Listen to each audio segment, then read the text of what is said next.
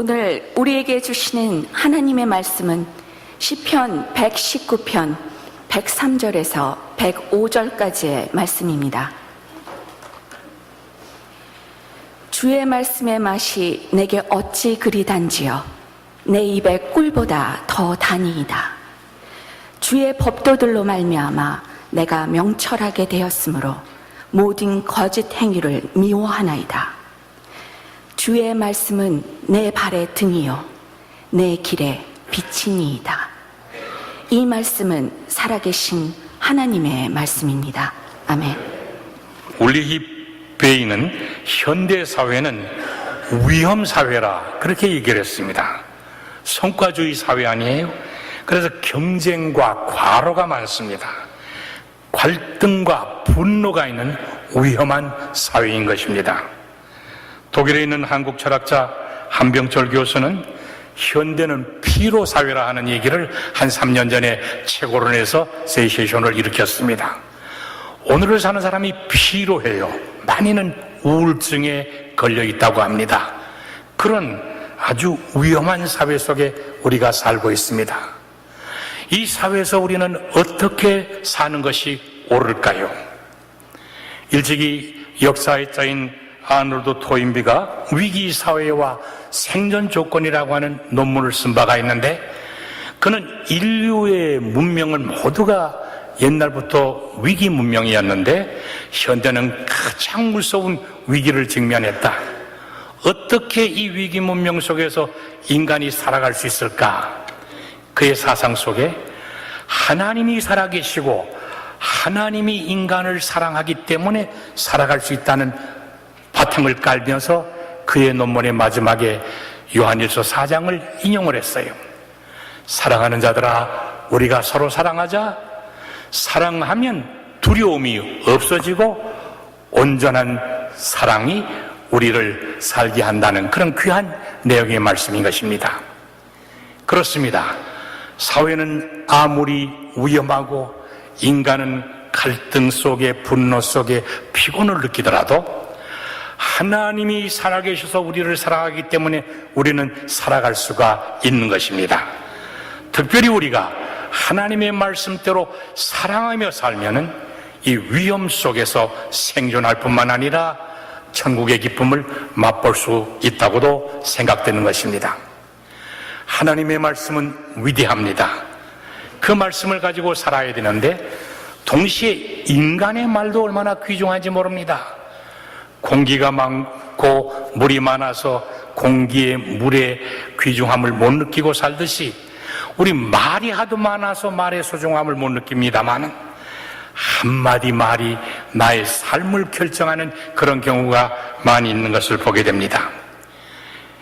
여러분, 국제시장이라는 영화를 많이 보셨을 것 같은데요, 6.25 때 남침으로 서울이 함락당하고 낙동강까지 내려갔다가 유엔군 참전으로 구입할 수복이 되면서 쭉쭉 올라가서 평양은 물론 압록강 두만강까지 태극기를 날르고 진출한 때가 있었습니다. 그런데 갑자기 중공군이 막 밀려오기 때문에 일사후퇴가 됐어요. 그때 피난민 행렬이 처참했습니다. 흥남 앞바다에서 미국 군함 무기를 싣고 후퇴하게 될 때 10여만 명의 우리 한국 사람들이 우리를 태워서 살려달라고 몸부림을 쳤던 그런 역사가 있지 않습니까? 이것이 이 영화의 시작인데, 그때 덕수라고 하는 주인공이 한 10여 살 난 아이였는데 그 배를 타게 됐어요. 근데 여동생이 배에 오르다가 떨어지니까 아버지가 그 여동생을 구하려고 내려가다가 같이 없어지게 되는 거예요.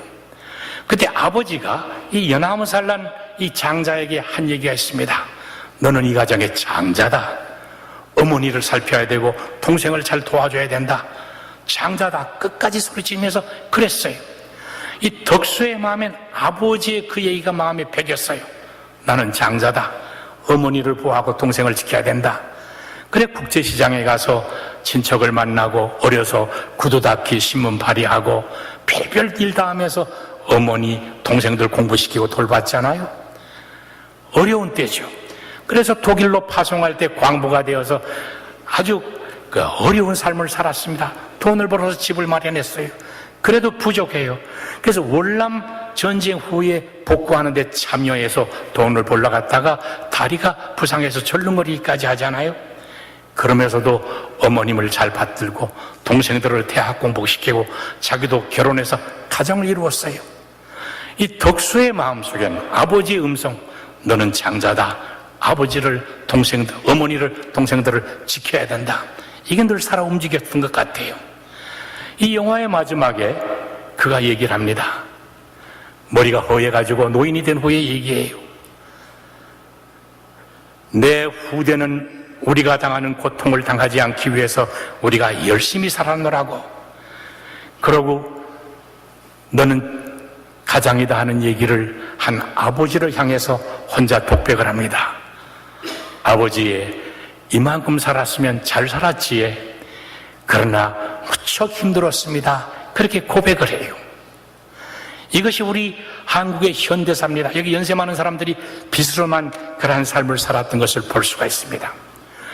우리의 삶을 지탱해주는 그러한 얘기가 있는 거예요. 여러분 마음속에 힘이 되는 귀한 말씀이 어떤 것입니까? 여러분을 향하여 주신 하나님의 음성 기억하는 것이 어떤 말씀이 있습니까? 모든 것은 변해도 하나님의 말씀은 변치 않습니다.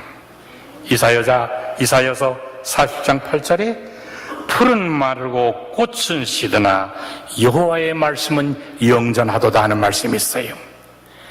이 영원히 변하지 않는 하나님의 말씀을 가지고 사는 것이 위험사회에서 살아갈 수 있는 그러한 파워가 된다 이 말씀인 것입니다. 하나님의 말씀은 얼마나 능력이 있는지 아십니까? 창세기 1장 1절에 태초에 하나님이 말씀으로 천지를 창조하셨다고 그랬습니다. 하나님의 말씀은 창조의 능력이 있어요.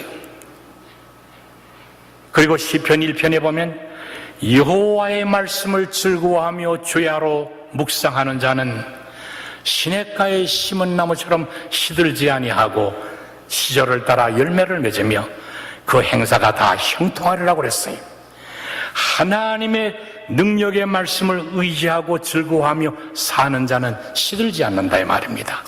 시절을 따라 열매를 맺고 형통한다고 하는 이 말씀, 여러분 아멘으로 받으시기를 원합니다. 사람끼리 나누는 말도 중요합니다. 한마디 말이 사람을 죽이기도 하고 살리기도 합니다. 그 사람의 한마디 말 때문에 큰 상처를 받은 경험이 있을 거예요. 그 사람의 한마디 말 때문에 참으로 어려울 때 위로를 받고 힘을 얻고 버텨나간 사람이 있을 겁니다.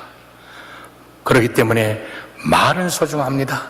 옛말에 한마디 말이 천냥빚을 갚는다고 그랬습니다. 또 고래도 칭찬하는 한마디 말에 춤을 춘다는 얘기도 있지 않습니까? 우리는 말의 귀중함을 알고 좋은 말을 마음속에 간직하고 말을 조심해야 됩니다. 야고보 3장에 말을 상가라 하는 말씀이 있어요. 3장 2절에 우리가 다 실수가 많으나 만일 말에 실수가 없으면 곧 온전한 사람이라는 말씀이 있습니다. 다시 한번 묻습니다. 여러분 지금 마음속에 간직하고 있는 하나님의 귀한 능력의 말씀이 뭡니까?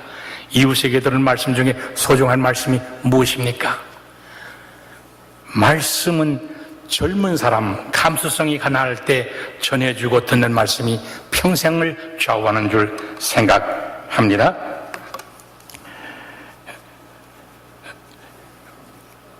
항해하는 사람에게 나침반이 필요하듯이 인생을 사는 우리에게는 좋은 말씀이라는 나침반이 필요한 거예요. 말씀은 내 발에 등이 되고 내 길에 빛이 돼요. 오늘 본 말씀 시편 119편 103장 105절의 말씀의 귀중함을 얘기해 주고 있습니다. 여러분 한번 다 같이 읽어보시겠습니다. 주의 말씀의 맛이 내게 어찌 그리 단지요 내 입에 꿀보다 더 나아이다. 주의 법도로 인하여 내가 명철하게 되었으므로 모든 거짓 행위를 미워하나이다. 주의 말씀은 내 발의 등이요 내 길의 빛이니이다. 여러분의 양해를 구하면서 간증 삼아 제 얘기를 좀 하겠습니다. 저는 1950년 55년에 나이 20살에 감리교 신학대학에 입학했는데 그때 선생님들이 들려주시던 말씀이 생생하게 기억에 남고 내 발에 등이 된 것 있습니다. 사람은 많은 말을 해도 자기가 좋아하는 기억하고 싶은 말씀만 기억한대요. 그러니까 저희 선생님이 많은 얘기를 했지만 내가 좋아서 기억하는 말씀이 있어요. 그때 학장이셨던 홍연설 박사 기독교 윤리를 가르치셨는데 제가 좋아하고 그분이 저를 사랑해 주셔서 결혼 주례도 해주시고 그랬습니다. 그분이 한 번은 그래요. 너희들 생활은 평범하게 하지만은 이상은 고상하게 가지고 살아야 된다. 생활은 평범하게, 이상은 고상하게. 이것이 감리교를 시작한 요한 웨슬리의 생활관이기도 하다. 그래요. 그 말씀이 제 마음속에 아주 큰 자극을 줬습니다. 고상이라고 하는 말, 사전을 찾아보면 인품과 학문에 있어서 품위가 있고 훌륭하게 사는 것이라 그랬습니다. 고상, 영어로 노블 그러지 않습니까?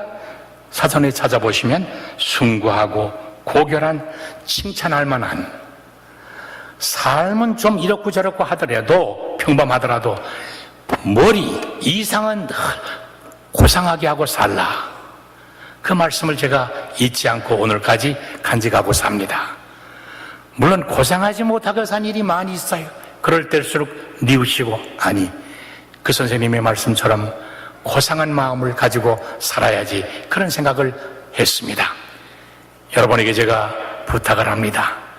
삶은 그렇고 그렇더라도 생각은 고상하게 사시기를 기원합니다. 얼마나 인생 살아갈 때 이 삶이 아름답습니까? 그리고 목회학을 가르치시던 이완신 감독이라는 어른이 있는데 연세가 많으셨댔어요. 아주 구수하게 말씀하셨는데 그분의 말씀 속에 기억에 남는 게 있습니다. 너희들 태양을 바라보고 살아라. 아침에 동쪽에 터오르는 붉은 태양을 바라보고 저녁에는 서산에 넘어가는 둥근 아름다운 태양과 노을을 바라보며 살아야 된다. 그 얘기는 희망을 가져라. 희망이 없으면 아무것도 못한다. 희망이 없는 절망은 죽음에 이르는 병이라고 길게고리 얘기했습니다. 희망을 가지고 살라.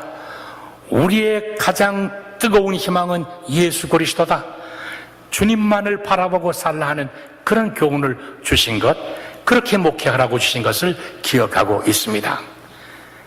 한국에 있는 저희 집 식탁에 반고의 해바라기라고 하는 그림을 액자로 그려놓겠습니다. 해바라기 꽃이 태양을 향해 움직이며 살듯이 우리도 태양을 바라보며 살아야지. 희망을 가지고 살아야지. 주님을 바라보고 살아야지. 여러분, 희망을 놓치지 마세요. 어떤 어려움이 지금 있더라도 희망을 놓치지 마세요. 희망을 버리면 모든 걸 버립니다. 희망이 있으면, 꿈이 있으면 하나님이 그 꿈을 이루도록 인도해 주심을 믿으시기를 원합니다. 구약을 가르치시던 박대선 박사, 그분은 그 후에 연세대학 총장을 2번이나 역임하신 어른인데, 그분이 구약을 가르칠 때 한 번은 미가서를 가르치면서 그래요. 미가라고 하는 소선지는 모라셋의 젊은 그러한 예언자인데 그의 예언이 얼마나 심오한가 하면 아모스, 호세아, 이사야의 사상을 다 포용하고 있다, 그런 얘기예요. 미가서 6장 8절의 말씀, 그분이 얘기한 것을 기억하고 있습니다. 사람아, 주께서 선한 것이 무엇인지 네게 보이셨나니 여호와께서 네게 구하는 것은 오직 공의를 행하고 인자를 사랑하며 겸손히 네 하나님과 동행하는 것이 아니냐. 공의, 이사야, 사랑, 호세야, 겸손한 신앙, 이사야. 이것이 하나님이 우리에게 원하는 삶이라는 거예요. 이것이 인생 살 때 가장 선한 삶이라 그래요. 그 말씀이 얼마나 제게 자극이 되고 힘이 됐든지 저는 신학교 졸업 설교할 때 이 본문 가지고 설교한 기억이 있습니다. 여러분, 하나님이 우리에게 바라는 삶이 있습니다. 우리에게 하시는 말씀이 있습니다. 공의롭게 살아라. 정의롭게 살아라. 거짓을 버려라. 깨끗하게 살아라. 공의를 행하면 이 땅에 평등이 이루어지고 평화가 오는 거다. 사랑하며 살아라. 이웃을 내 몸처럼 사랑하라는 주님의 말씀처럼 살아라. 사랑하는 곳에 기쁨이 탄생하는 거예요. 사랑하는 곳에 천국이 이루어지는 거예요. 겸손히 믿음을 가지고 주님과 동행하라. 겸손의 반대는 교만 아닙니까? 성경은 말합니다. 교만은 패망의 앞제비라. 섰다고 하는 자는 넘어질까 조심하라. 그렇습니다. 미가의 2700년 전에 외치던 말씀이 오늘 우리에게 위험한 시대를 사는 우리에게 던져지고 있습니다. 하나님이 너에게 원하시는 삶, 가장 선한 삶이 무엇이지 않느냐? 공의를 행하며 인자를 사랑하며 겸손하게 하나님과 동행하는 삶을 살라. 이 삶이 우리 모두의 것이 되어주시기를 기원합니다. 그리고 제 마음속에 간직한 말씀이 있습니다.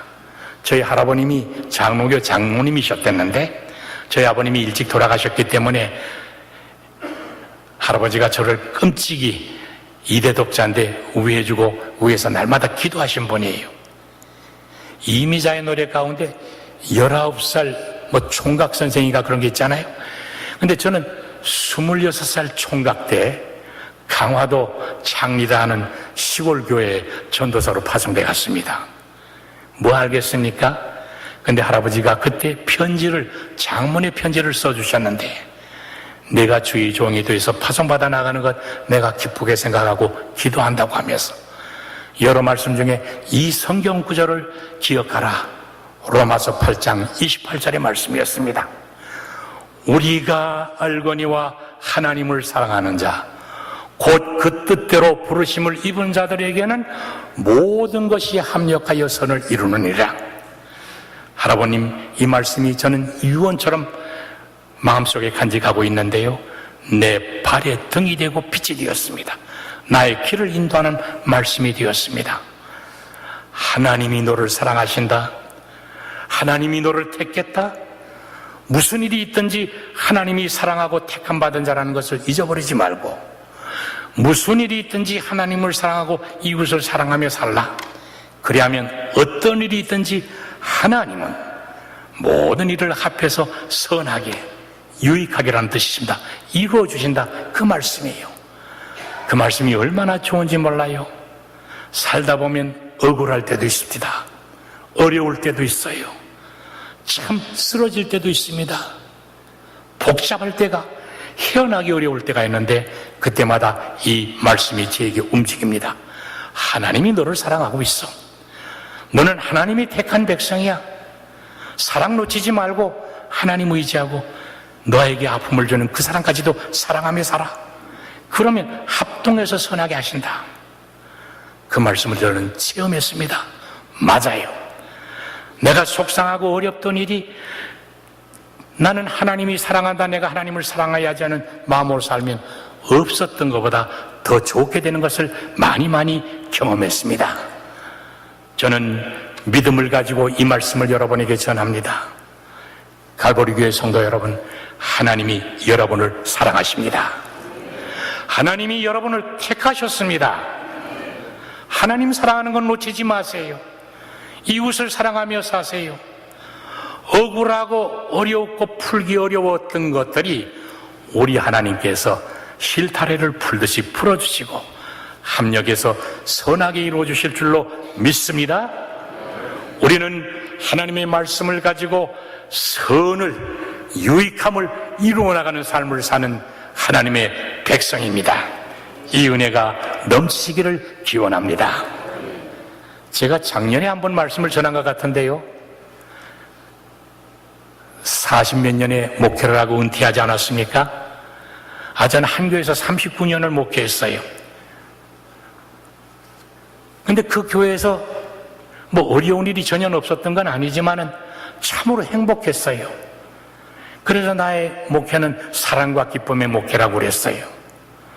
주일이 돌아오는 것이 기쁘고 교인을 만난 것이 사랑스럽고 대체적으로 그렇게 지냈습니다. 그리고 은퇴도 참 잘했어요. 제 후임으로 온 사람이 이번에 서울연회 감독이 됐는데 제가 은퇴할 때 뭐 국민일보 신문 속에 도건일 목사 아름다운 은퇴로 했다 칭찬을 많이 해주셨어요. 제가 제 자랑을 하려고 하는 게 아니고요. 그런데도 불구하고 은퇴를 했더니 제 마음속에 섭섭함이 있더라고요. 허전함이 있더라고요. 기쁘고 자랑스럽고 그래야 될 텐데 제 마음이 다운되더라고요. 그래서 이러면 안 되지. 집착을 버리자. 빈 마음을 가지자. 다 내려놓자.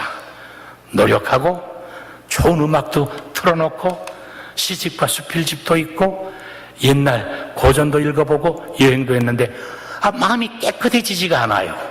얼마를 지났습니다. 그런데 어느 날 새벽인데 말입니다. 꿈인 것 같아요. 아니 어떻게 보면 생시인 것도 같아요. 비몽사몽간이라고 하잖아요. 부활하신 예수님이 환한 미소를 지으며 저에게 나타났습니다. 요한복음 20장 19절로 23절에 보여주신 주님의 모습이 제게 보였습니다. 예수님이 십자가에 못 박혀 돌아가시니까 제자들이 놀래서 실망해서 한 집에 문을 채우고 벌벌 떨고 있었을 때 제3일 아침에 부활하신 주님이 그 집에 찾아오셨습니다. 그러면서 부활의 주님이 제자들을 향해서 제1성이 너희에게 평안이 있을지어다. 그리고 못 박힌 손과 가슴을 보여주셨어요. 제자들이 깜짝 놀라서 주님을 바라봤어요. 그때 주님께서 제자들에게 하신 말씀 다시 말씀했습니다. 사랑하는 자들아 너희에게 평안이 있을지어다. 아버지께서 나를 보낸 것 같이 나도 너희를 보내노라. 그리고 큰 숨을 쉬시더니 성령을 받아라 그러셨어요. 그리고 예수님은 사라지셨어요. 제자들이 부활하신 주님 그야 평안을 비는 그 평안을 가지고 비겁자가 아니라 숨는 자가 아니라 보냄받은 자로서 복음을 가지고 전하는데 성령 충만하여 기적적으로 능력 있는 전도자 역할을 감당했던 것을 볼 수가 있습니다. 그 주님이 제게 나타나셔서 너 뭘 염려하느냐? 또 목사 네게 평안이 있을지어다. 하나님이 나를 보낸 것 같이 내가 다시 너를 또 보낸다. 성령을 받아라 그래요. 근데 신비해요. 그 말씀 한마디에 제 마음속에 구름이 싹 사라졌습니다. 샘솟는 것과 같은 평화가 솟아났어요. 그렇지. 주님의 평화 간직하게 됐어요. 그리고 은퇴해서 이제는 버림받은 퇴물 얘기가 아니라 지금도 살아있는 동안 보냄을 받은 자다. 어디에 가든지 하나님이 보냈다는 소명의식을 가지고 살자는 그러한 생활의 변화가 생겼어요. 그리고 내가 혼자 사는 게 아니다. 하나님의 영, 성령이 함께 하신다고 하는 그런 확신이 생기면서 제 마음이 변화되고 삶의 기쁨과 의욕이 넘치게 되었음을 여러분 앞에 고백합니다. 근데 이상하죠? 그 후에 자주 아침마다 일어나면 예수님께서 또 목사 샬롬 하면서 평화를 주세요. 오늘 새벽에도 내가 갈보리에서 이 젊은 능력 있는 목사가 지키던 재단에서 무슨 말씀을 전할까 설교를 준비하며 걱정하는데 주님이 말씀하세요. 평안이 너에게 있을지어다. 내가 갈보리 교회에 너를 보내노라. 성령이 도우실 거다. 그 말씀을 믿고 기쁘고 감사한 마음으로 이 자리에 와 섰습니다. 여러분, 우리 주님이 주시는 평안보다 좋은 게 없습니다. 십자가를 지시고 우리의 죄를 속량하시고 구속하시고 부활하심으로 영원한 생명을 주시는 예수님의 평안을 누리며 사시기를 원합니다. 여러분도 아침 때 또는 잘 때 주님의 음성을 영적으로 들으세요. 너에게 평안이 있을지어다. 그리고 내가 너를 보내노라 하는 이 음성을 들으시기를 바랍니다. 보냄받은 자, 소명을 가지고 사는 삶 얼마나 귀합니까? 우리 주님은 성령을 통해서 우리와 동행하시고 지켜주시는 줄 믿습니다.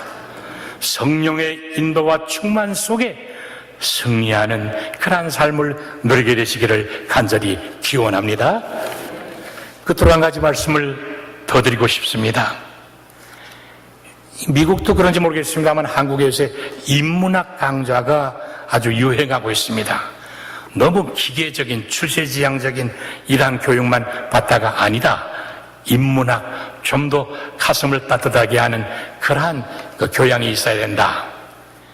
현대 기아차 임원들을 놓고 인문학 강의가 있었는데 서울대학 종교학 교수 제 친구의 아들이 강연한 내용이 일간지에 실려 있는 걸 보고서 제가 아주 공감이 돼서 잠깐 소개하려고 합니다.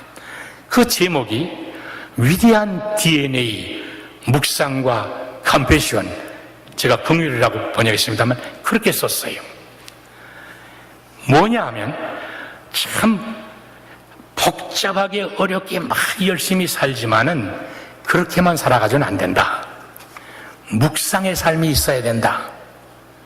솔로우러가 웰튼이라고 하는 그 소설을 쓴 일이 있거든요. 하버드 대학 출신으로 잘 나가던 분인데 이거 이렇게 살아서는 의미 없는 게 아닌가 숲속으로 들어갔어요. 숲속에서 한 2년 동안 사랑과 단절하고 묵상하는 생활을 했어요. 삶의 위대함을 발견하고 새로운 그런 의식을 가지고 나와 활동한 사람의 이야기예요. 좀 물러서서 삶의 소용돌이에서 좀 후퇴해서 조용히 묵상하는 것이 인생을 위대하게 하는 좋은 DNA를 만드는 거다. 뭐 우린 숲속에 갈 거 없습니다. 이 교회가 은혜의 숲속입니다. 이 교회에서 새벽에 기도하는 사람들의 기도, 그거보다 더 고귀한 묵상이 어디 있습니까? 하나님께 모든 걸 알고 말씀하옵소서 순종하겠습니다.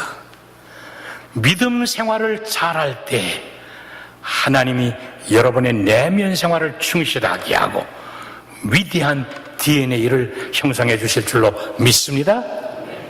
두 번째는 나의 이득만을 위해서 살지 말고 좀 컴패션, 남의 아픔을 나의 아픔처럼 느끼고 그 아픔을 도와주는 이러한 삶이 사는 것이 위대한 삶이다. 이 DNA를 가지고 전승시켜야 된다. 그런 얘기를 하면서 창세기의 말을 인용했어요. 가인이 질투해서 아벨을 죽였습니다. 하나님이 가인에게 찾아오셔서 내 아우가 어디 있느냐 물으셨죠. 가인이 퉁명스럽게 대답했습니다. 내가 내 아우를 지키는 자니까. 현대인이 이렇게 산다는 거예요. 형제에게 돌을 던지고 그리고 아주 외면하고 하나님을 염려하고 내가 내 아우를 지키는 자니까 나 하나 살기도 바쁜데, 근데 그렇게 살아가서는 안 된다는 거예요. 자비심을 가지고 살아야 된다는 거예요. 아우를 지키는 이러한 마음을 가지고 살아야 된다는 거예요. 그러면서 오바마 대통령을 인용했는데, 오바마가 시카고에서 상원 입후보할 때 한 연설이 유명한 연설이라고 그래요. 그리고 그 연설 때문에 대통령 되는 길까지 오게 됐다는 얘기가 있거든요. 그 오바마가 이런 얘기를 했답니다. 만일 시카고 남부에 글을 읽지 못하는 소년이 있다면 그가 내 아이가 아니더라도 나는 그에게 책임이 있다. 만일 어딘가에 약값이 없어 괴로워하는 노인이 있다면 그 노인이 내 부모가 아니라더라도 나는 그를 치료할 책임이 있다. 나는 내 동생을 지키는 자니다. 나는 내 여동생을 지키는 자다.